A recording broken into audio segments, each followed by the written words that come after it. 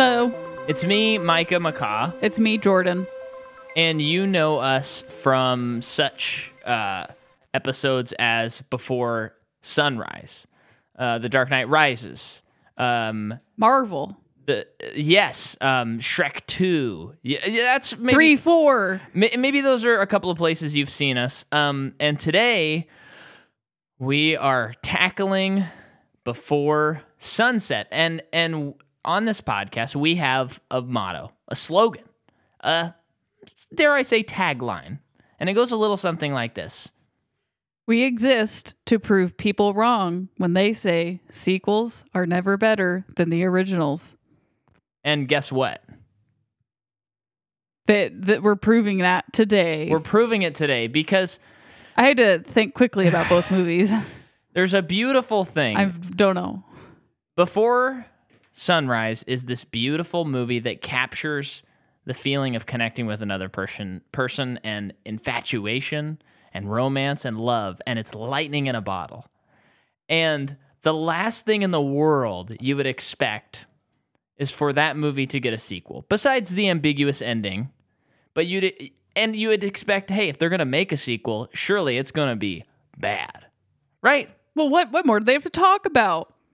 Oh, honey, they topped themselves. Yeah. Now, they're kind of hard to compare because, Yeah. oddly enough, they're such different movies. Yeah. But you've been here before. You're not just dropping in on Before Sunset. You know what's up on this podcast, and you know what we're going to do. So, Jordan, when was the first time you saw this movie? Yesterday. Really? As of this recording. Yes. Mm-hmm. Did you have any knee-jerk reactions? This movie is, as John Bon Jovi put it, a shot through the heart.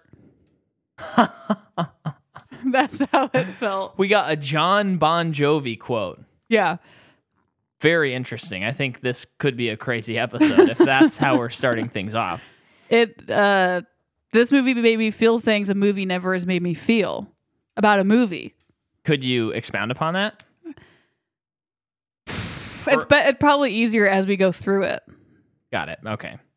The first time, so I watched all three of these movies. I've seen them all one time, and this watching through is my second time. And I think I watched them all within like a month or so. And I liked the second one more than the first one, and I still stand behind that. Okay. But they're so good. They're so good. And again, I wouldn't imagine, but I don't know. Because sometimes I listen to movie podcasts and I just go, oh, they're covering this director or this series or something. I don't care about that thing, but I'll listen to the episode because I like the people who host it, or I want to learn more about it. I'm telling you, folks, if you haven't watched these movies, you gotta watch these movies. They're so good. And they are just such a unique human experience. Give it a chance. If you think, you hear that it's a movie about two people talking the whole time, it's on the just to pass glance, it sounds boring, but it's not boring. Or maybe, you came here, you listened to Dark Knight, and you were like, I like superheroes. You listened to our Marvel. And by all means, we love all those things. But you hear romance, two people talking in a room, maybe, just maybe, you think, that's not for me, which is a pretty fair assessment. That's okay to think that, obviously. Mm-hmm. But give it a chance, because my goodness, I would just be shocked to meet a person who watched this movie and thought, or didn't like it. I know. This movie made me thankful for being in a healthy marriage and relationship. and I really mean that, because it's pretty depressing, some of it, but then it's very beautiful too. The realities are depressing and beautiful, and it made me thankful to have someone that's a very stable, healthy relationship. And I also feel fortunate. I've never been someone that dates people a lot. So I feel fortunate that I've never dated that many people. Yeah. Well, so, I'm thankful for you as well, Jordan. Thanks. Let's talk about how this movie was made. So it's directed by Richard Linklater. Now, after Before Sunrise, he made a movie called Suburbia. He made a movie called The Newton Boys. He made Suburbia? Wait. What am I thinking of? You're not thinking of Suburbicon. Or Disturbia. Suspiria. Or any of the BS. And then he makes The Newton Boys, which is pretty much a flop. Okay. Then he makes a movie called Waking Life. Now, Waking Life has very odd animation. Oh, I never heard of that movie. It's sort of like an updated rotoscoping type of thing. Rotoscoping being drawing over pictures. Okay, like that one music video? Yes. Waking Life? Waking Life, yeah. And in that movie, there is a scene. I've seen some of this movie in a philosophy class I took. Because it's a lot of talking and it's a lot about philosophy. And I remember we watched the Ethan Hawke part. Where he's in bed with Julie Delpy. Really? Wow, I didn't know that. He has directed 2 movies that look like this. So there's a possibility that you were watching Scanner Darkly. That's probably the one because, yeah, that might have been the one. But is that a Richard Linklater movie? Yep. Oh, that's crazy. Never thought ever that this would pop back up in my life. Yeah. So folks, I took a pretty deep dive on Linklater. I did not have time to watch all these movies. I kind of wanted to, but we have to like bank up some episodes. So we were like, let's knock this series out. But I did watch a 90-minute documentary about Richard Linklater. And the guy is a true auteur. I'm telling you that this man makes these indie movies. He pretty much founds like the Austin scene. This is the one I saw, Waking Life.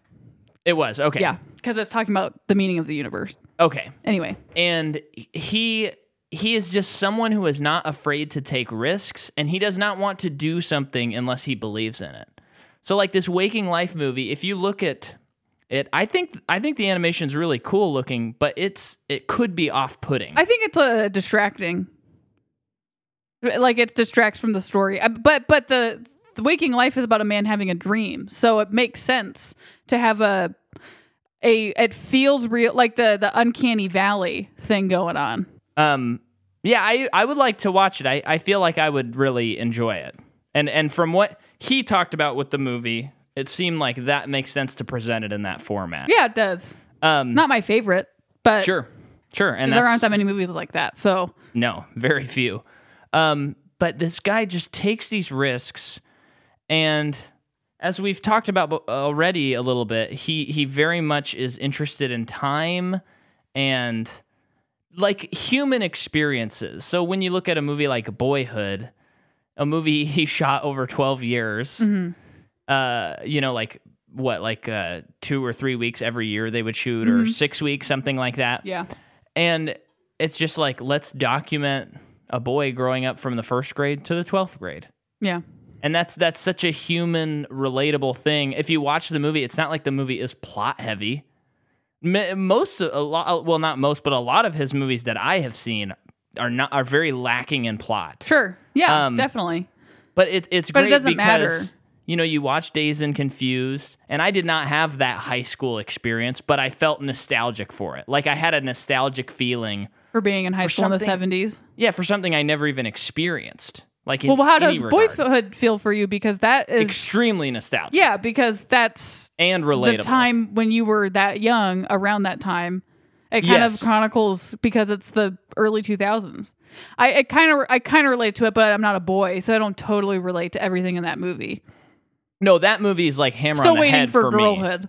There is a movie called Girlhood. Really? I think it's French. It's not the same exact thing, but it's also very highly rated. Really? So is it a slice of life? I don't know. Okay. I just remember it came out like the next year or something. Oh, seriously? It was weird. But anyway. So he makes the Newton Boys. He makes Waking Life. In Waking Life, there is a scene with Ethan Hawke and Julie Delpy in a bed talking about being in like an old woman's dream, like her dying dream. Now, you may remember that because in Before Sunset, she talks about that. Yeah. So it was kind of this thing where it sounds like the three of them kind of got together. He's making this strange movie where, from the images I saw, it didn't look like here's a linear plot. It's like random different characters coming in and out kind of a thing. And so he's like, let's get these two people back together. But that's what gets the ball rolling and gets them Oh, thinking, interesting. like, maybe there is something with these two characters. Now, Like something more? something more to explore. Because, you know, it was basically Jesse and Celine, even though they weren't specifically saying it in the movie.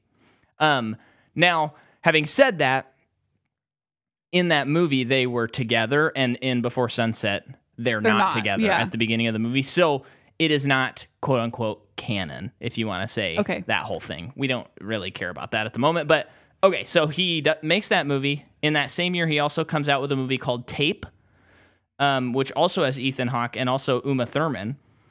Ooh. And then in 2003, he makes School of Rock with Jack Black. Please and thank you. Now, I know this is not just the Linklater podcast, but I think you will find this very interesting because Scott Rudin, the producer of that movie, contacts Linklater's agent and says, "We have this studio comedy, and I want Richard Linklater to direct it." And Linklater takes a look at it and he goes, "Pass. I don't, this is not my forte. This is not my thing. I'm not a studio comedy guy. I kind of do my own thing." And the producer responds back and he says, "I don't accept your pass." Whoa. So he's like, "What?" And so then he starts talking to him and he's like, "No, and that's kind of when Linklater goes, "Oh, this isn't like a for hire job. Like he wants me to direct this movie." Yes. And he had kids. It's like he's not doing me a favor. I'm doing him a favor. Yeah. And he had kids and he said that like if he didn't have kids who I believe were around the same age, he thinks he wouldn't have made a good movie. Oh, that's because he can understand that perspective a little bit better? Yeah. Yeah. And I love that movie so much. It's great. Yeah. It's that was my first great PG-13 movie. That's right, yeah. I mean, that movie is like a low-key masterpiece. Easy. And it's probably many people's first Linklater movie. Oh, yeah, probably. And it's funny because it doesn't make sense for him to direct that movie, but at the same time, I feel like there's definitely a parallel between Dazed and Confused and that movie. Like the love of rock and roll and being like a slacker, another one of his movies, but someone who still wants to affect change in their world. And I like that this is a little more, it's a little grungier. Like it's a little updated. Yeah. Oh, great movie. Yeah. And then the following year, he makes Before Sunset. Okay. So now we're up to date on him. So I'm curious with that movie to get some people on the Linklater train with School of Rock and a lot more people see Before Sunset. Well, I'll talk to you about the box office in just a moment, but you're not wrong. The screenplay of this movie is by Linklater. Hawke gets a screenplay credit, and so does Delpy. Mm-hmm. So if you remember in the last movie, they did not get screenwriting credit, but they did do a lot of rewrites. This one, they're like really in the writer's room, even more so than the last one. Story by Linklater and then Kim Krizan, who was story on the other one. Cinematography, Lee Daniel. And this was shocking to me, and I didn't even realize it until I was looking on Wikipedia, gathering all my notes and stuff, and I don't see a composer listed. And then I went, oh yeah, there's no music in this movie. There's a song at the beginning, but it's a song. Yeah, there's a song, and then Julie Delpy wrote and performed 3 songs for the soundtrack. So I'm assuming the song at the end she actually did write. Yeah. I didn't check that for sure. But that's so unusual to see a movie that does not have a composer. And you don't even sometimes you don't need it. Sometimes this movie you don't. Yeah. So, but the budget of this movie is $2.7 million. It makes domestically $5.79, which is a lot more than the previous movie. Yeah. It's not a lot of money, and worldwide it makes 11.2. Cool. So, I mean, when you do a low budget movie, that can be a success. So what if Jason Blum was inspired by Richard Linklater? You never know. He could have been. So after Before Sunrise came out, people would talk to Julie, Ethan, and Richard, and they would be like, so did they get back together? Did they get back together? You mean Before Sunset came out? After Before Sunset came out? Yes, that's what I meant to say. People were asking them. And they would always say, Well, I think listening to them talk, I think they were genuinely people who thought, I don't know. I really don't Yeah, know. yeah. Right. We'd have to make another movie to find out. Yeah. And so like that coupled with them in that scene in Waking Life, that gets them going. They start talking about it. And they originally had Linklater wanted to do a movie that had 4 locations and had a much larger budget. Sure. That's his first thought, but they couldn't get any funding for it. Oh, man. That's crazy. Which, thank goodness. Well, yeah, but that's still that's crazy. But not that crazy. Yes, yeah. And then Julie Delpy, her agent, says, hey, I have this audition for you. It's for Rush Hour 3. You'll be like a main character in this movie. This is going to be huge for your career. And she goes, well, I'm going to start working and writing and shooting before sunset. And her agent says, that is a sequel to a movie that no one cares about and no one wants to see. And the agent fires her. Boom. And with the gift of hindsight, maybe she feels less raw, but hearing her talk about it now, she's just like, so I left and I made this movie. Yeah. Like, it didn't seem to faze her. When an artist truly believes in something, it's hard to keep them down. Yeah. It's kind of ironic too that the agent's like, that's a sequel that's not going to make money. I have a sequel that you could be in. That's going to make a lot of money. Yeah. It's interesting. So she made the right call. She made the right call. I wonder too, in a situation like that, like her and her agent start to fight a little bit about it, and immediately she's like, "Oh, I need to get rid of this agent." Well, like, the agent fired her. No, I know, but I'm sure it just wasn't just one phone call. Like, I'm sure it was a while of the agent trying to convince her to do it. Yeah. And I feel like the longer it goes, the more she's probably like, I think this isn't going to work out with the agent. And then the agent does that, and it's like, oh, I guess, yeah. Yeah. Like, maybe that's going to happen anyway. Right. At some point. It's kind of like, the nightmare scenario of her accepting Rush Hour 3 and us not getting this beautiful movie. Right. Yeah. So then, just a couple thoughts about the actual filming of the movie. I never even thought about this, but the lighting was a huge problem because of the time of day. Well, and the movie is shot in real time. So it's an hour and 20-minute long movie, and the characters experience 1 hour and 20 minutes of time. Yeah. So when you're shooting, you have to film around the same times to get all the same shots. Oh, so they only had like an hour, like a couple hours a day? Yeah, just a couple of hours. And they shot the whole movie in 15 days. That's impressive. Crazy. One of the longest shots in the movie is about 11 minutes long. Which one is it? I'm not sure. But probably just one of the ones where they're walking. Yeah. And folks, if you didn't notice, because maybe you were so enraptured that you didn't even notice, but it feels like this movie has like maybe 100 shots in it. I don't know. It's so low.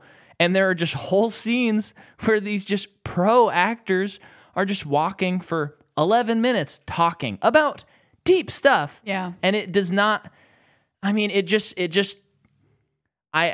the older I get, the more like a flashy oneer is just not as exciting to me as this. Yeah.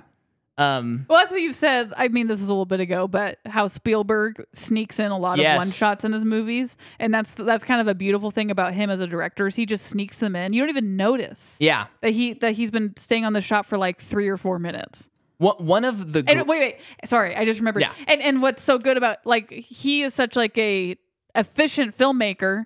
He is eliminating so much time, so much shooting time. Yeah. By figuring out how to do it in a one shot. Yeah. Well, and great. As much as I love a great action shot, I do. I really do. Yeah. But sometimes, I find myself, these days, I get very distracted by them because I'm just waiting for the cut and I'm looking for it. And it's like, someone passed in front of the camera, cut. And you're like, it's not even a real one shot. You know what I mean? Do you remember? Yeah. No, you're right. And you're right. I like those, although sometimes they are done pretty poorly. But in something like this, it's like, well, this is not fakeable. You can't put like a CGI layer over that other shot and meld these two shots together. Yeah.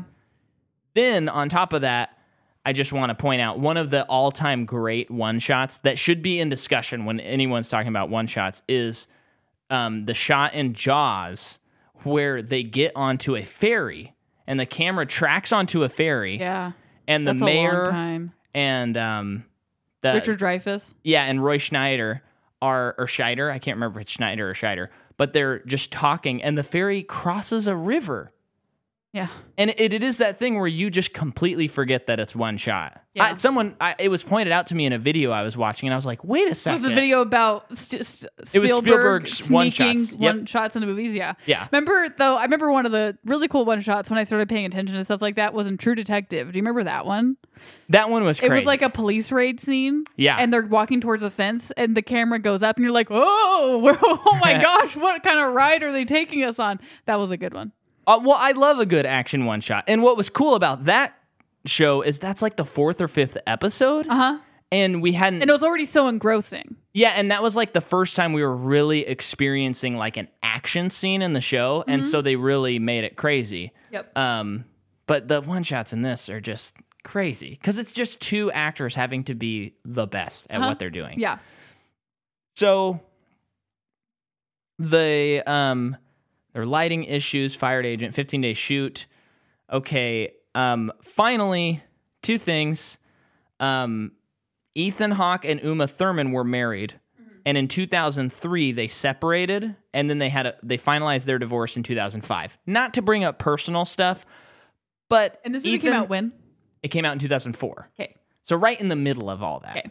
So it's very clear that like there are a lot of parallels to Ethan Hawke's character in the movie and his personal life, and he's bringing a lot of that into the movie. I think that's interesting to note. I'm not trying to throw judgment or say, like, let's gossip about this. I'm just saying I think that's a footnote that's worth talking about when discussing the movie. Yeah. And then this is very cool. In Before Sunrise, the street poet's soliloquy contains the line, quote, "We have no idea where we're going." In Before Sunset, the Nina Simone song they're listening to says, "I know where I'm going." Really? Yeah. Okay, you sly dog. Yeah. That's cool. That's what I got on the movie. Okay, I got nothing. That's true because we have the same actors in this movie as the last movie and pretty much no difference. Yeah. So the movie begins. You stole my line. And a song is playing, and we are seeing a lot of shots as the song is playing of Paris. And it's the shots where they will be going in the movie. Yep. So if you remember from the last episode, Before Sunrise ended with shots of where they have been. And this is showing where they are going. Did Before Sunset, though, begin with shots of the city before? No, because it was the train. That was like pretty right away. Yeah. The train was immediate. Oh, that's an interesting poetic... Well, I think what's cool about that is, for one, in the first movie, it's just beautiful to see where they've been. And like, I liked what you said about it, where it's like this romantic place thing just took place in this alleyway. And now it's morning, and it's like the city's regenerating for another romantic thing to happen in the alleyway. That's great. And then this movie, we have no idea what happened. Yeah. But because like you soon find out nothing happened. Yeah. So you're seeing where they're gonna pick up. Yeah, that's really cool, Jordan. I'm glad you caught that. Yeah, go ahead. You're done. Okay. So then we go and we meet Jesse Wallace, who is at a book reading. And signing. And he's talking about this book that he wrote that's doing really well. It's like a New York Times bestseller, I believe, he says at some point. And he's on a book tour, and we gather that the book is about a fictional character having this one amazing night with this woman he meets on a train. Yep. And then they agree to meet each other in 6 months. And while he's there are like reporters there. Yeah. And they're asking him questions. And one of them says, "Is this autobiographical?" And he says, "Well, since this is my last stop, yeah, I'll tell you. It is." Yeah. And then they say, which I think in a not, in a really interesting and fun way, they're kind of addressing the questions that those three actors have been asked for the last 9 years. Yeah. Because then they say, well, did those characters show up? Yeah. And he's like, well, I think that would ruin the magic of what this story is. Yeah. Which is also interesting because this movie is going to ruin the magic of what that other movie is if you it effing thought will. about it. So he's saying that, and then he talks about this story that, because they say, do you have any other novels? Yeah. And I was like, this sounds cool. This sounds like a Richard Linklater movie. I know, it sounds like maybe one of his movies is this idea. If it's not, he's got to make this movie. But the idea... I'm curious if, and I don't think it's really this. This is the only thing that made me think of. I've not seen that many Richard Linklater movies. Yeah. So I'm only pulling from what I know. But he's talking about he is an adult man. He is married. He has children. The book takes place really over like 4 minutes. Yeah. He dives into it more. So he's saying his daughter is like dancing on the chair and he wants to tell her to get down because it's unsafe, but he just sees how beautiful his daughter is. So he just doesn't say anything, just lets her be in the moment. Yeah. And then as he's watching that, he is like he's like transported back to when he was 16. Yeah. With his high school sweetheart. She's dancing on the car and he has that same feeling of... And the same song is playing. Yeah. And he has the same feeling of like, she should get down from the car, but she is so beautiful right now. I don't want to ruin this moment. And he talks about how he's seeing it as if it's like he's aware of his old self and young self simultaneously. Yeah. Of what he's processing. The only thing I can think of is Dazed and Confused. Because I believe Richard Linklater was in high school around the time of that movie took place. Based on his age, but I could be wrong about that. Yeah. And that the time that they're replicating in the movie, 1978 or 79 I think or it's whatever, 76, I believe. Yeah, okay. I think And that movie really, I mean, it's hard to make a high school movie and if you're not like, okay, wait, what am I trying to say? It's hard to make a high school movie to that caliber if it's not set in the time when you were in high school. For that movie, because you're not in touch with what's going on. No. So to make a movie of that caliber, where it's really deep diving into the angst of teenagedom, I feel like he's really channeling and being transported back to that time while he was making that movie. That's the only thing I was thinking of when he was talking about it. Yeah. And it'd be like, if you and I tried to make a high school movie now, what are we going to do? It's just a bunch of kids in the back watching Twitch all the time. Not for us. Not Twitch, TikTok, I mean. Not even for us. No, I'm talking about if we made one about now. Oh, yeah. We'd have to make it from back then when we were still talking about MySpace and Facebook and this new company, Instagram. Ever heard of it? Mm-hmm. Yeah. Take that, tech companies. We just slammed you so hard. And so then he looks over and who does he see in the bookstore? Celine. He sees Celine, and his reaction is, in a word, priceless. Yes, he's got a MasterCard because this is priceless. Yeah, and he is like, okay, it's kind of like he wants to wrap things up after that. And then his book person comes over to him, and they like his agent or whatever, and says, okay, you have this flight. The driver's going to take you and stuff. And he goes, well, I want to walk around the city a little bit. He gets driver information, and he goes up to her, and he's like, Celine, oh my gosh, hello. So pretty immediately you're like, oh, they haven't seen each other for, as of this moment, a while. Yeah, but it's been 9 years at that point. Right. Yeah. And there is that moment where you first see her where it's like, oh, this could be her husband or her boyfriend, and they're supporting him. Like when it just does the first shot of her. Yeah. But it's pretty clear. But also the way she's looking at him, it's like she's like excited too. And in a way that like maybe a wife wouldn't be visibly like that. You know what I mean? Yeah.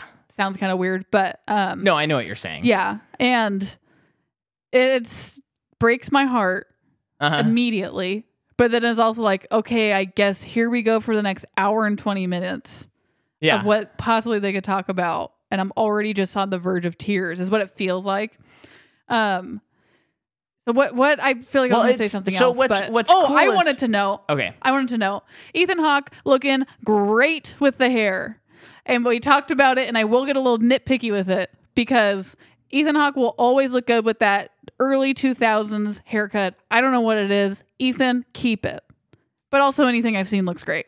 And then with Celine, I like it. I mean, they both definitely look older. And she has her hair up, which in the last movie, her hair was always down. It was very long. This is kind of like like a young person thing, kind of, I think. And it's up. It's shorter. She looks like an adult now. She looks very different. I think she looks more different than he does. Oh, I don't know. But I don't think it really matters. Yeah. She just looks very much like she's also like in her hometown, like very comfortable and independent in this city. And one thing, I think I don't know if he says it to Celine or the interviewer, but he says happiness is in the doing, not in getting what you want. He says that to the interviewer. And that is so profound. Yeah. And like on a personal note, happiness is the doing. Now, if you're a listener, you probably know us and you know how Jordan and I are always doing artistic things. But if I can speak personally, I worked on this project, The First Family, these remixes of Adam, Eve, and Abel, which you can listen anywhere. And I did this release show and everything. And it was so fun doing it. But the actual day where I release it, and I kept telling Jordan all day long, release days are the worst days ever. Yeah. Because all you're thinking about, and especially in today's society where you can look at all these things, is like how many people have streamed the song, how many people are going to be at the premiere. And as much as I like that, it's also like, this is crazy. And it was almost better the day before when I was like, oh, I can't wait for people to hear this and see this. Because then you're sitting there and you're like, these numbers aren't as big as I want them to be. And if I'm being totally honest with myself, I know that if the number was 5 times that amount, I'd be like, if only it was a little bit more. Yeah. And you always want more. Yeah. And so that just rings very true. The happiness is in the doing, not in getting what you want. Right. As an artist. And that hit me hard when we were watching it this time. Yeah. But yeah, make sure and stream the album and watch the premiere show. So then they go outside and it's so beautiful how they're like old friends. They spent one night together. But they don't even know each other. And plus it's been 9 years, so they know each other even less than that night. Yeah. But but the emotions are so raw. Yeah. And it just feels like how I would be if I saw someone from high school that I spent a lot of time with that I haven't been able to hang out with for a while. Yeah. Yeah. Not the same. But yeah. But no, I mean, it feels like that they have that camaraderie. No. I know. And then she says, okay, I just, and it's just, that's really so good. Okay, I'll say this. She says, did you show up? And he says, he kind of goes, no. He says, well, did you? Well, and she said, yeah, okay. She says, no, I didn't show up because my grandma died. There was a funeral that day. I was unable to show up. I truly would have if I could have. And I love right around this time, they're like, how come we didn't exchange phone numbers or addresses? We were so stupid back then. And it's like, oh, you could have avoided so much grief in your life. And just like these crazy love feelings of like yearning. You could have avoided so much of that heartache if you had just exchanged a dumb number. And what's funny is they're saying we were so young and reckless. I know. And in the previous movie, they kept saying, let's be adults about this and not exchange numbers. And not, I know. So Anyway, go ahead. And then he goes, no, I didn't show up. And then they keep walking a little bit and she goes, well, how come you didn't show up? I had an excuse. And then he kind of goes, I did show up. And that just broke my heart again. It's awful. Yeah. I know. And she's like, oh my gosh, I'm so sorry. And she goes, I really would have been there. And she's being so, she feels so guilty. She feels like so shameful. And she's just like, I'm sorry.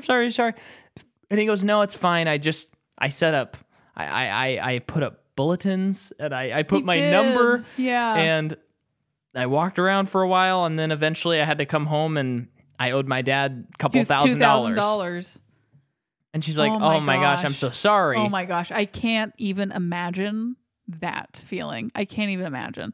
So, and then within this part of the conversation too, this book is about her and she knows it. Yeah. So they talk about that. And she's like, it is kind of weird to read about yourself. And obviously it made her very uncomfortable to like, it was very intimate and he put it all to book. Yeah, it's fiction, but it all really happened, how he wrote it. And she's like, don't get me wrong. It's really good. It just, I don't know. Like it really affected her. And which we'll kind of get into more toward the end. Mamacita, that's crazy. And so, you know, he does ask her, or, you know, he's like, I was kind of curious if I would see you at any point. He had no way to know how, because they never exchanged a dumb number. But she found out that he was having a book signing at that bookstore, which is her favorite bookstore. So she knew he would be there. Yeah. And we'll later find out that pretty much the reason he wrote the book is so that he could maybe see her again. Breaks my heart. It's so beautiful. Again? So they go to a coffee shop. I mean, actually, they do talk about a lot before getting to the coffee shop. Before we get to the coffee shop, I have a couple things that I want to mention. She says, did you ever write what happened 6 months later? And he says, I did. And I wrote this whole section where she shows up at the end of the book. It's like an epilogue. And I think they get together and then they don't like each other. I don't remember exactly what he wrote. I don't really remember. But then the editor was like, no, this sucks, and made him throw it out. Yeah, it kind of reminds me of like Little Women. Oh, yeah, definitely. Like the woman either needs to die or get married at the end. And then we find out she's been a part of Greenpeace, and she's been very like politically active. Yeah, very conservation environmentalist, helping people in other countries who need help. And she's really, you know, become a very established person. When like in the last movie, you know, she's trying to figure out what kind of person she is. In the 9 years, she's figured it out. And I do like, so in the last movie, I feel like I talked a lot about how I noticed that, well, you did too, but I'll speak for myself.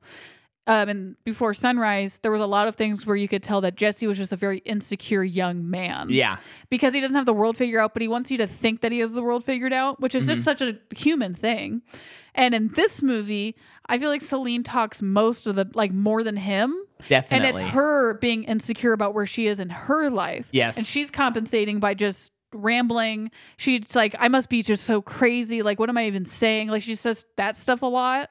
And it's so, like, that's really relatable for me. Totally. And what I like is he is such the opposite type of person that he was in the other movie, where he's much, like, when they're having he listens a lot. He listens, like, when they're having the conversation about Greenpeace and the environment, he says, you know, but I think people do get it. And she's like, what are you talking about? Yeah. And she's going, the world is this and that and this and that, the environment, politics, this, that, and the other thing. And he goes, yeah, but people are aware of those things, and I think that people want those things to change and are trying to get them to change. He said like a phrase like environmentalism, like no one was really even saying that word a couple years ago, and like, yeah, you know, people are starting to get it a little bit more. You know, he's kind of looking on the bright side of something that's going to take. Because he was such a pessimist in Sunrise, and in this movie he's so much more of an optimist. I think part of that is because he is so happy to see her. It is like the stars have finally aligned, because once you find out later how his life really is, I think he still is that pessimistic person. And it's hard for him not,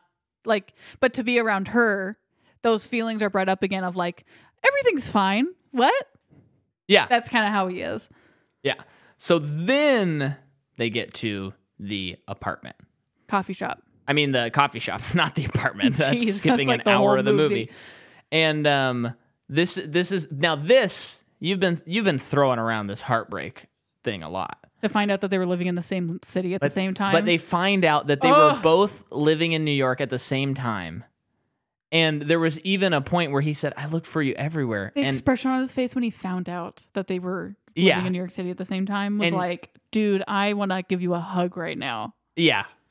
And he said, I was even like, I don't remember where he's going, but I saw a woman in an umbrella. No, when he was going to his wedding. No, he says that later in the movie. Yeah. We'll save that there. Yeah. But he was looking for her everywhere, and she lived in New York. And so, like, they were, it's that, like, it's just wild when any writer or director or author can write coincidences well. Oh yeah, I know. Because coincidences, when you see them in movies, sometimes you pull at a thread and you go, this whole plot of this movie is based on a coincidence. Well, no, I won't bring up that movie because we're going to cover it soon. But there's some, especially in more plot-heavy movies, sometimes it's like, well, if that one character just didn't do that one thing, none of this happened. And sometimes that works, sometimes it doesn't. But life does have coincidences all the time. Yeah. Remember that person that you went to SOU with? Yeah. And you kept seeing this person like in on Boston. The T in Boston. And you kept running into this person. And then I ran into her a couple times after that in Oregon again. It's just like, that's weird. Yeah. And so the coincidence of them living in New York at the same time, it very much rings true to me.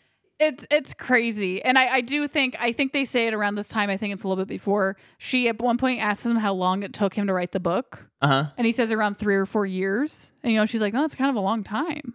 I mean, it takes a long time to write books. But it's like he was thinking about her very intensely. Yeah. For years, because he was writing this book. Like, that's crazy to me. Yeah. Like that just tells a lot, I think. Absolutely. For him to even tell her that, you know? Anyway. So yeah, in the coffee shop, they find that out. She was she was going to NYU for a little bit. Yeah. And she liked America a lot, but she also didn't like it a lot. She talked about a really like crazy experience with the police where she felt very like talked down to, and I think it was like a little bit of a sexist situation she felt, and so she almost like became a person she didn't want to be, so she left. Well, and yeah, the cop in the story she told, which apparently she said that happened to her in real life. Wow, that's crazy. To Julie, that it was like she called in an emergency. And these cops came over, and then one of them told her, like, you see this gun here? Like, you need to get yourself a gun. Yeah, in this country, it's between you or them. Yeah, and she was like, I don't want a gun. Can you believe me with a gun? That's scarier than with a situation that could have happened to me. Yeah. And so that was interesting. She leaves. She goes back to France. And she's been back ever since. Yeah. And Jesse seems like he can hardly contain his excitement this whole time. He cannot stop smiling looking at her. I don't think he would have cared if he didn't talk at all. He just wants to listen to her talk. He just wants to watch her. It's crazy. So at one point, too, in the coffee shop, she asks if she looks different. And he's like, yeah, you do. And he has her pull her hair down, but she does not put her hair back up for the rest of the movie. Because I didn't notice. She knows, like, he likes it this way. And I think that, like, whether that's subconscious or not, like, he likes it this way. And so, but he also like, you're thinner. But you grew up, lost baby weight thinner kind of thing. Yeah. And, she's like offended and stuff. And she's like, well, you look a lot different too. You have this line in the middle of your eyes. It's like a scar. And he's like offended by that. But it's like very like it's cute. Yeah. Cute stuff. And then they talk about religion for a little bit. Yeah. I don't remember what they said. So this is all you. Neither of them are still religious from what I understand, from what I got from it. But he seems like potentially open to just some form of spirituality. And he had gone to a church. I think it was I don't know if it was a Catholic church or it was like a monastery, I think he said, but I don't know for like what religion. And it sounded like he was just curious, which is kind of wild. And he was just talking about how nice everybody was and how easy that everyone was to laugh, and it was just not what he was expecting. He seems like a curious mind, and just to find that out is like, huh, that's interesting. And then he talks about Buddhism for a little bit, and she's like, well, are you Buddhist? And he's like, no. Yeah. He's just curious, quoting things, although he doesn't believe in them. I just think that's all interesting. Yeah. And she's kind of like calling him out on like that kind of stuff. Like, well, it's like you're holding to that belief, but you're not. I didn't get the impression that she was calling him out. No, not in a bad way. I think she just thought that was interesting. Yeah.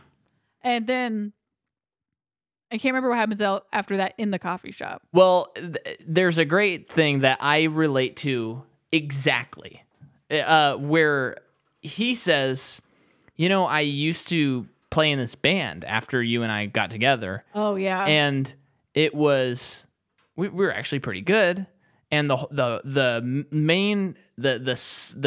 band leader kept saying, like, we got to get a record deal. We got to get a record deal. And that's all he cared about. And here we are. We're not even a band anymore. And I don't think about the record deal. I just think about how fun it was to play that music and play those shows. And I wish, like, older people could be their younger selves. Yeah. Because I would have enjoyed those moments instead of always trying to push above them and get a record deal. Which, as a musician who is always trying to further their career, I could not have related more to what he was saying. Yeah. Because I think about my old band, Sions, and I thought we were excellent. I thought we could have, quote, like, made it. But I look back and I'm like, especially that last tour we did, nationwide tour, I don't remember that some of those shows had, 5 people there. I just remember it being the absolute best tour I've ever been on. And it was just 4 friends having the time of our lives. And it was like the best, like, month. It was just the best. Yeah. And it's like, it doesn't matter that we didn't, like, after that go tour with Coldplay or something like that. Well, that goes back to what he said at the beginning. Happiness is in the doing. Absolutely. So he Absolutely. just says the same thing again. So carpe diem, folks. Carpe Seriously. diem. He really got a lot out of Dead Poets Society. He really did. I know. I think about that. Like, it's like his character took that to heart. Spiritualism monasteries. So then they go to this garden, and they're walking around this garden, and Very pretty. It's gorgeous, yeah. And Celine says that she doesn't remember them having sex, Yeah. and he's kind of like, "What are you talking What are you talking about? Like, Yeah. that was, you don't remember the park, the wine?" And she's like, "Oh no, I don't know. I wouldn't have because I don't." Well, she's like, I'm very safe about that stuff. Like, I would never do it without a condom. And he's like, I remember the brand that we used. Yeah. Like, and eventually she's like, no, you must be right. Yeah, you must be right. And I remember now. I remember. Yeah, and so he's kind of like, you can tell this is the first time where he's like, the glass shattered a little bit. Like, what's going on? Yeah. This is kind of weird. Yeah. She doesn't want to remember that stuff. I know. And then I love they say this. It's this whole time traveler idea that was discussed in the previous movie, but they basically say if we keep hanging out today and keep talking about stuff as long as we can, the memory of our night is never finished. Yeah. And we're basically time traveling again to, like, figure out what could have been right now. Shoot. Well, they're about to figure a lot out. Yeah. So I was it in that time too with when them talking about arguing if they had sex or not. I can't remember if it was specifically that, but she also kind of a little bit hints at relationships that she's been in. Pretty much since then, all not really worked out. I think she mentions, like, French men are just not, for lack of a better term, horny like American men are. And he, like, jokes about it. And he says, like, in that regard, I'm proud to be an American. Yeah, and I think it might be around that time, but, like, this is the first, like, they've touched arms the whole time, but this is, like, the first, like, I would say intimacy that they had, like, where he, like, physical intimacy, pulls her onto a bench with him to sit on his lap, and she's, like, laughing, like, no, like, because he's like, let's do it right now. Let's right now. Well, because they talk about what they would do if the world was going to end in, that's what it is, like, an hour. Yeah, and he's like, well, we would make love right now. And so, but she's like, no, the world's not ending. It's fine. Everything's fine. And they see that he puts his arm on the back of the bench. And you could just tell that she's holding something back, and you just don't know what it is. Much back. And is it soon after this they talk? She's like, I saw that you're married and you have a kid. Yeah. And that's the whole time for me. You're seeing he has a wedding ring on, so it's like, okay, he's married, and it's like, oh my gosh, please talk about this already, please. Obviously, neither of them want to talk about this. Yeah. But I need them to talk about this. So she saw, like, in his bio that he's married with a child. Yeah. And so she asked him about it, and he's like, yeah, I have a son. He's 4, Hank, and I got a wife. Henry. Oh, I thought it was Henry. Well, Hank is the nickname for Henry. So wait, which one did you think it was? Hank. Oh yeah, no, okay. You like said the reverse when you explained it. Hank is the nickname for Henry. But the kid's name is Henry. Okay. Then he must have said Hank at some point. Maybe he did. I don't remember that. But whatever. That's not important. What's important is he's talking about his wife a little bit. I hope this isn't a Scarecrow Dark Knight situation where I'm just totally wrong and I'm so sure that it's Hank. Well, there will be another Henry. intermission. I'd like to interrupt this regularly scheduled program to let you know once again that Micah was wrong about the son's name being Henry. Maybe it's a little understandable that he thought it was Henry. He said Hank. Wrong. Yeah, I think he doesn't talk too much about his wife yet at that point. But yeah, and she says that she's with this guy. He's a photojournalist. He's away a lot, which is nice because, I like being alone. I like missing him. And when he's back, it's always so exciting. So, it really doesn't bother me, our situation. And feels like they're both holding back a lot in these conversations. I know. But so she's talking to him a little bit, in his job, he can get really, fixated on things and kind of forgetting that the person is there. And it's like, do you think maybe that you're talking about how he forgets you're there? Uh-huh. Because I think you're just saying that right now. Uh-huh. Which is revealing a lot about your relationship, potentially. Yeah. And so they talk about that. There is that great scene where he's talking about, Carpe Diem, and he, hits his hand, and he goes, this is it. This is happening. And he's talking about, I just like that. And he's like, I'm the king of the world. So then they get on a boat. And pretty much throughout the movie, she's like, oh, don't you need your plane? You're going to miss your plane. We need to get there. And he's always just like, there's so much time. They got me there 2 hours early. Yeah. I have so much time. So when they get to the boat, she's like, you really, really don't have time for this. And he's like, trust me, we'll get on the boat 10 minutes down. I'll call the guy. Driver. It'll be fine. It'll be great. So they get on this boat. There's this crazy story, which we need to look up. Let's look it up right now. Pause. Oh. So he gets on the boat and they talk about this story. And I'm going to tell you this story because it's I didn't know about supremely fascinating. This happened in World War II. Choltitz, I think, who took command of the French capital on August 8th, 1994. No. What? Nope. Okay, let's just say this. In World War II, the German soldiers were ordered to put to be able to prepare bombs to blow up monuments in Paris. That one being Notre Dame, the other being the Eiffel Tower. And upon command, they were supposed to blow up these monuments and these churches and stuff. And the person in charge of this to do it defied orders and would not do it. Yeah. So when the French were able to come back, French soldiers, they saw all of these bombs around and saw that they had never gone off when they were supposed to. Because the person was looking at, how he says it in the movie is the German soldier was looking up at Notre Dame and just couldn't imagine how he could ever blow it up. It was so beautiful. So it never happened. Yeah. Okay, I found a different article while you were talking. Okay. Choltitz, he was overseeing in Paris, and he admitted he was hesitant to pull the trigger, disturbed by the idea of burning down such a beautiful part of the city. Ultimately, a ceasefire was established, though it remains unclear whether von Choltitz defied Hitler out of heroic love for Paris, which he later claimed in his memoir, was manipulated by someone, or merely felt compelled to surrender out of desperation. Let's go with what he claimed in his memoir, because that's much more romantic. That's very crazy. Although I don't know how much, what credit we should give to a Nazi, but the beauty of the building is where the credit really goes. Yeah. Just a crazy story that I can't believe I've never heard of. So on the boat, this is what I remember the most, so I'll talk about this. That's when he talks more about his wife. And he says, I think she might have asked how they got together. And he says, oh, she was kind of an on and again, off again girlfriend. And I got her pregnant.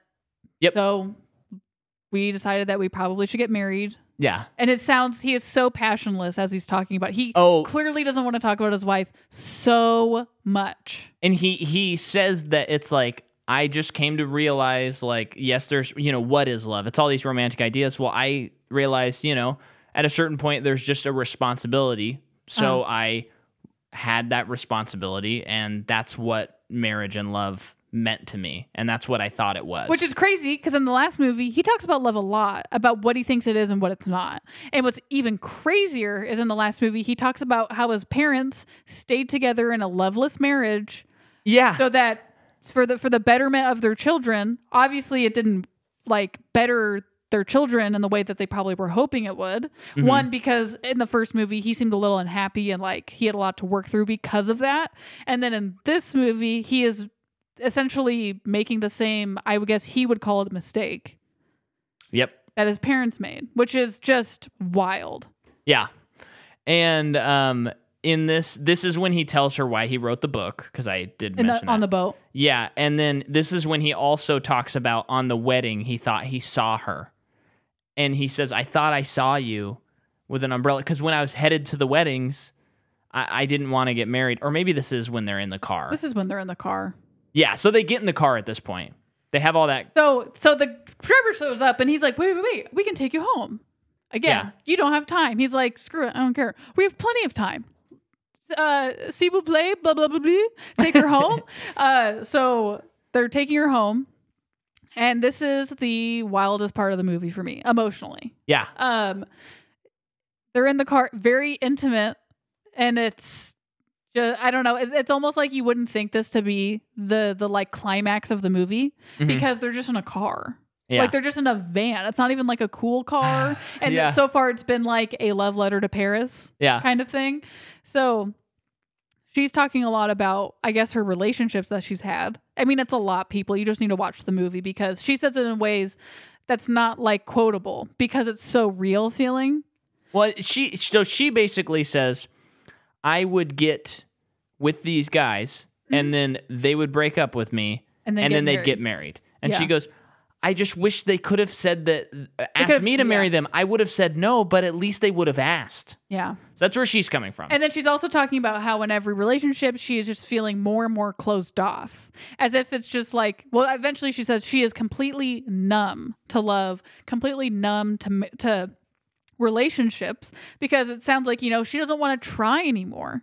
It's been so many times to her that like, it's not even worth it. And then she like rambles on into talking about how like it's really because of that one night they shared together that she has pretty much since then not cared to try with anybody. And she's, getting, go ahead. Yeah. And then he says, well, my marriage isn't all peaches and roses either. What does he say? Like I've had sex 4 times in the last 5 years or so, some insane number. And he's like, this is like, it's loveless. We've done marriage counseling. I've done the candles. I've done the roses. I've done everything. I can't love my wife like she needs me to love her. Like he's admitting he can't figure out his marriage anymore. And it really seems like he's really tried. This is like so hard for me in movies, because I often, I would say like 90% of the time, never sympathize with a well, that sounds really mean. It's hard for me to sympathize with someone who's just going to cheat. Yep. Because a lot of the times in a movie, it's not shown well. Like it just seems like people are giving up or they're fudging it to make it okay, making excuses. Yeah. And sometimes in movies, I think you're not supposed to sympathize with the person who's cheating. Often, a lot of times it's not written well, because this is like the rare movie where I'm rooting for them to cheat. I can't think of a single other movie where I want that to happen. It's I've never felt like in that kind of way in a movie. It's wrong. We can all agree it's wrong. Yeah. But he's even said, like they're crafting very multi-dimensional people. These feel like friends, and when your friends make mistakes or make strange decisions or something, it's not like you throw them out. You try to understand why. And sometimes, even if they do something you disagree with, you're like, but I do understand why. Yeah. And the outcome has actually been good, Yeah. Is that fair to say? Yeah, it's also like everything, it's so different for everyone. Yeah. It's not black and white, and it's very complicated. And I think for a fictional movie, they do the best they can to make it very complicated. Yeah. And it's crazy, because even in that, when he's talking about himself, like he is saying like he's talking about his loveless marriage, but what's keeping him there is he will do anything to get a few minutes with his son. Like his love for his son is much more than the love that he has lost with his wife. Yep. And that is so sad to me. Mhm. That whole situation is just so sad. And as he's rambling on, he's also getting emotional, and I could not believe it. He's trying to bare his soul to her, and she reaches out to touch him and takes her hand back really fast. Because she's not sure. She wants to comfort him, but she wants to comfort him like his lover, not as his friend. Yeah. And I think that's why she pulls it back, because she's not sure what she should do. Mm-hmm. And it's so... broke my heart again. Now, before we stinking move on, he talks about how on his way to his wedding, he thought he saw her. Yeah. And it was on 11th and Broadway. Yeah, and she goes, I lived on 13th and Broadway.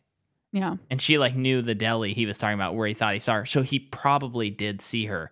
Because he was like waiting till the last moment, hoping that she would barge into their wedding ceremony. I know he was saying that months leading up to their wedding, all he could do was think about her. Think about like, what if all of those things, like if he, like he just said, if he had seen her, he would have stopped everything. Yeah. That's how crazy it was. And then I think it's around that time she kind of counters with like, she starts talking more again about how mad she is about her life and her situation and how she's just depressed. Because she says, I was okay until I read your book. That's what I was going to say. I was okay until I read your book, and then I saw that you were married and have a kid, so F you for getting married. Yeah. Even though I didn't show up that day, at least I didn't get married. Is pretty much Okay, what... put your finger down. It's crazy. It's crazy. And then that's when she tells the driver, like, stop the car. I'm getting out. Yeah. I'm getting out. And he's like, no, Celine, come on. It's fine. Yeah. So it's all just going to this feverhead. And feverhead? Whatever. No one's ever said that before. And then she even says, of course I remember having sex. We had sex twice, she says. Yeah. And then he talks about how he has this dream where he's about to get on. He has two dreams. Where he's about to get on a train and she's on the train and it just keeps passing by and by and by. And then he has another one where he wakes up and she's pregnant and he says like, can I touch you or something like that? And she says no. And he does it anyway. He touches her ankle and it's like softer than anything he's ever touched before. And he wakes up sobbing and he's like, I wake up sobbing and my wife is just looking at me like, what is wrong with you? And he can't tell her. Yeah. And then they pull up to her apartment.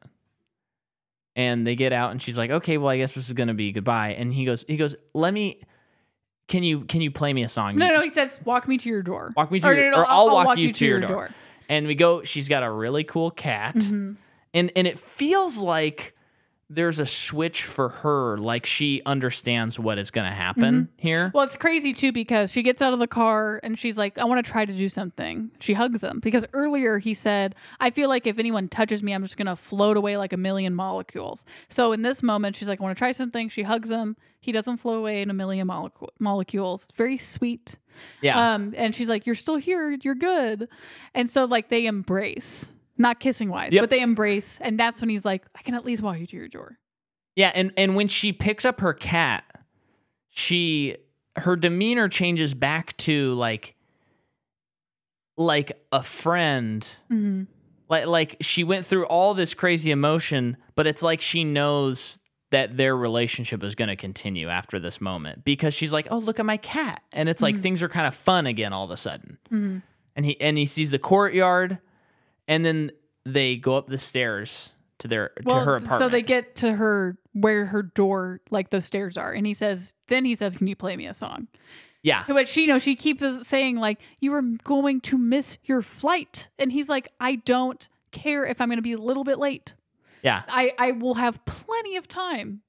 Yeah. Well, please play me a song. She concedes. And then they walk up the stairs and it's wild. So it's one shot. Uh-huh. They go up several flights of stairs and it's a spiral staircase and the camera follows them and the camera is like spinning in the what is that middle part? The stairwell, I guess. Yeah, that's what it is. And and it's following them and it sounds like they had like some sort of pole rope system with 3 people manning it to make that shot happen. Oh, that sounds so hard. Yeah, I just figured it was like a machine, Me too. but this is 2004 and a low budget. So The scene is like the scene in the last movie when they're in the booth listening to the song and they keep looking at each other and it's very sweet and very like, ooh, new love. It was that recreated. It was that, but to me, when they're walking up the stairs, they know what they are going to do. And there's no turning back at this point.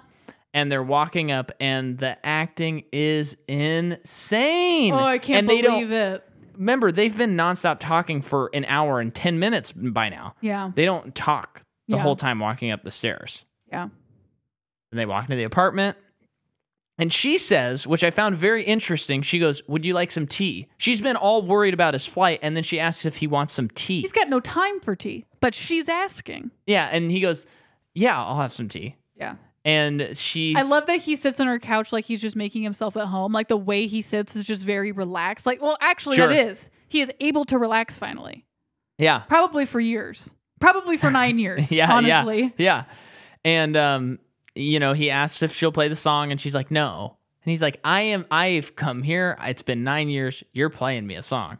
So then she plays this song about a waltz. And it's clearly about him. And she plops his name into it, and they make a joke about that. Yeah. And it's also a studio apartment, so the bed is right there, which I think is a key part of the design. And you know what? We talked about this in Dark Knight Rises. There's that thing in movies that you pointed out to me where they always are like, I live in squalor, and then you go to their house or something, and it's 3 times bigger than our house. And it's like filled with nicer things. Yeah. And this feels like, from what she described she does in the movie, I think she can afford this place. I agree. And I was like, wow. Thank you. The production designer of this movie, kudos, because this looks like a real person's place where they live, who is living in an expensive city to live in, and it's a small studio apartment. But it still looks really... But it looks nice. Really nice and like... Yeah, it just looks nice. Yeah, it's But not great. Out of her price range nice. No. So that's just our pet peeve that we're going to keep listening to our podcast, and we will bring it up so much. And so then she gets him the tea. While she's doing the tea, they talk a little more about stuff. And he puts a Nina Simone album in her stereo. And they start talking about Nina Simone. And she says like she's seen her twice, and she talks about what it was like to see Nina Simone. Yeah. And her like impersonation is so Julie Delpy. Big fan. Yeah. Just so good. And it feels like she's the French Kang Ho song, I think. Okay, sure. Her eventually, like at this point with her impersonating, she's in her home, she's in her most comfortable place, and she's doing this kind of goofy thing in front of him. She just played a song in front of him, and it's just it's like words can hardly describe this feeling or this moment. This is the magic of Linklater and these movies in particular, where even so these movies are capturing moments, but even with the actors, they are capturing like moments that I don't know if these actors could ever do it with another director. It's hard, yeah. It is such a lightning in a bottle, like the movie itself, the story itself, and then the actual creativity involved is like, I've never seen anything like this before. No. It is just like a true... When I finish both of these movies, I just think like, that's a damn movie. Yeah. Like, you don't see that every day. No. This is so good. I know. So she's doing her goofy stuff, and she says in her Nina Simone impression, "You're going to miss your flight, baby." And he says, I know. You're going to miss your flight, baby. Fade to black. I know. Fade to black. Directed by Richard Linklater. Oh, my gosh. It's a miracle of a movie. Yeah. I love it so much. I mean, it is. I mean, I would go so far as to say it's one of the great American movies. And I was looking. Why do you say American? Because he's an American director? Yeah. Oh, okay. Well, just because, he is not a director that, and so I was watching an interview thing where he was breaking down his career, and I was looking through some of the YouTube comments, and someone said, it is crazy to me, like his name should be in the same conversation with Scorsese, Tarantino, Wes Anderson, like Yeah. Christopher Nolan, like, this guy is one of the great American filmmakers, and more people need to be talking about him more often. And doing this deep dive on him, I am like, this guy is one of my favorite directors. Like, he is so stinking good. Yeah. And even if it's just the movies that if I were to watch the rest of his movies and they were to be total trash. There's these three, and then you put School of Rock up there? Really? Well, nuts. Put Boyhood in there. Yeah. Put Bernie in there. Yeah. Put, I almost said put School of Rock in there twice, because that's a great movie. Dazed and Confused. The guy, and even if the rest of his movies are flops, those movies get him to these movies. Mm-hmm. He is a miracle filmmaker. Also, he just has a vibe. Does he? That I've really never seen like. Him talk. Like his interviews and stuff. He is not a holier than thou. He's not like Nolan, where he can't you have to watch his movies a certain way. I know it's always possible, but for me, it's like you can't be all high and mighty if you're making these kinds of movies where it's about because as we kind of talked about, you'd be Nolan, out of touch with everyone. That's what I'm saying. With Dark Knight Rises, we were kind of joking about how it kind of feels like Christopher Nolan's out of touch with society, or he's never quite understood the common man. Yeah, in our Dark Knight Rises with P.O. Boys. It's like, that's probably not far off. We love him. And with Linklater, it's like he really, I don't know anything about him, but seeing his movies, I wonder if he had a kind of typical upbringing, American upbringing. He grew up in Texas too. Like, I feel like that's even more of a chance that he had like kind of a typical American upbringing. Therefore, feeling all of these things at the certain times of age that you do, and he can articulate it better than most people can. Well, and what else is this guy? He's just amazing. He's like in Austin, Texas. That's like, he was born in Texas. He moves to Austin. He's like, I like it here, and I want to make movies. At a certain point, he decides, I want to make movies, and he's like, well, you can either move to L.A. or New York, and he says, I'm just gonna do it here. Yeah. I'm just going to build it here. It's like if you build it, they will come. And I think people should start talking about him as one of the great directors. I really do. And it's amazing. And this movie is better than Before Sunset. Yeah. I mean, Sunrise. It's crazy. Yeah. Go ahead. You're about I just had to look up the Wes Anderson thing. Oh, what is it? Grew up in Houston, attended University of Texas in Austin. So they've crossed paths. They have to, right? But they are very different, and yeah. That doesn't really matter. Well, but I mean, even them, like, I feel like maybe that would be... Scorsese and Spielberg are so different, and they did it all together. Well, what I mean is, like, if they did go up together, I would feel like maybe Wes would have been in that documentary that I watched, or they would talk about each other, but they don't ever... Okay, fine. They hate each other's guts. Ethan Hawke was also born in Austin. Ah, cool. So Jordan, what do you think is going to happen in Before Midnight? If they're not together in this last movie, and if it's not about them navigating their marriage, not even marriage, just even if it's a long-term relationship, hopefully it's marriage, and having children or not, if it's not about that, I send it back. Really? No, but I will be kind of devastated. But I know that it'll all be explained and it'll all be very understandable. But I don't know, because it is very real, and I'm not always the kind of person where they have to end up together. We talked about that in the last movie. But I have gone through so many emotions, and we're watching these so close together. I know they got to be together, please. Okay. But I think what they do a really good job of in both movies is how, like, I think they even mentioned in one of the movies, like your soulmate, you're the love of your life, the one person that you're meant to be with. Like, it's not very realistic. Like, no one should be going out their day to day looking for their soulmate. Mm-hmm. Like, it has to happen. If that makes sense. So I'm just curious if what with them discussing that kind of stuff, how that gets wrapped into this movie. I know, but you don't. Neener, neener, neener. Well, I think we did it. Yeah. And you know what else you can do, listener, is you can go to patreon.com/MICAHMCCAW, and you can totally switch up the vibe, and you can listen to us talk about the 1966 Batman Adam West movie, which rules so much. And is one of the great Batman movies. Okay? It good. It's really good. So if you're going, I couldn't believe that, download the episode for $3 and prove us wrong. And next week we're doing Before Midnight. And then after that, After that, it's back to reality. We're going to the DCEU. We're digging in the pool. We're only doing the official DCEU releases, just so that you know, listener. For my sanity. And mine, because now they're trying to say that all DC movies exist like a comic book where it's a multiverse kind of a thing, so that any director can do anything they want with any of the characters. They would never have said that if this series was half successful. That's true.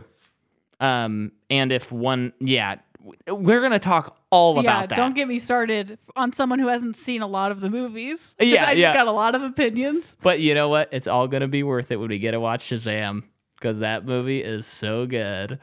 But we get to stay in paradise for a little bit longer, even if it's maybe too close for comfort, because next week it's Before Midnight. And Jordan, I love you very much. I love you too, Micah. And we love you guys too. It is a different kind of love, though. Is that okay to say, Jordan? Yeah. All right. See you next week.